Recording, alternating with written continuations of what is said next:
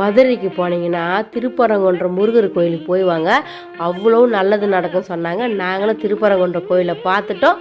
நீங்களும் பாருங்கள். இந்த மலை இருக்குது பாருங்கள், அந்த மலையில் தான் முருகர் வந்து அந்த பாறை உள்ளவே குடஞ்சி அவ்வளோ சூப்பராக அந்த கோயில் கட்டிக்கிறாங்க. நாங்கள் பார்த்தோன்னே இவனுக்கு ரொம்ப ஃபஸ்ட் டைம் பார்த்தேங்க, ரொம்ப அதிர்ச்சி ஆயிடுச்சுங்க. இந்த அளவுக்குலாம் நம்ம இத்தனை நாள் பார்க்காத விட்டோமே, இந்த அளவு அதிசயத்தை அப்படின்னு சொல்லிட்டு. அந்த பாறை உள்ளவே இருக்குதுங்க முருகர்.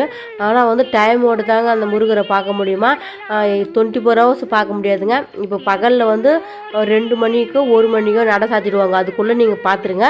அதுக்கப்புறம் நீங்கள் டைம் ஆயிடுச்சுன்னா அங்கேயே உக்காந்து ஈவினிங்காக 6 மணிக்கோ 4 மணிக்கோ நட திறக்கிறாங்க. அதுக்கப்புறம் தாங்க பார்க்க முடியுமா. நாங்கள் தான் லாஸ்ட்டாக ஓடி போய் தரிசனம் பார்த்தோங்க, சூப்பராக இருந்ததுங்க.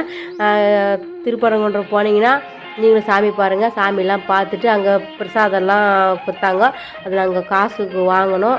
சூப்பராக இருந்ததுங்க பிரசாதம்லாம். அதுக்கப்புறம் கோயில் அங்கங்கே கொஞ்சம் வீடியோலாம் எடுத்தோம், நிறைய சுற்றி பார்த்தோம்.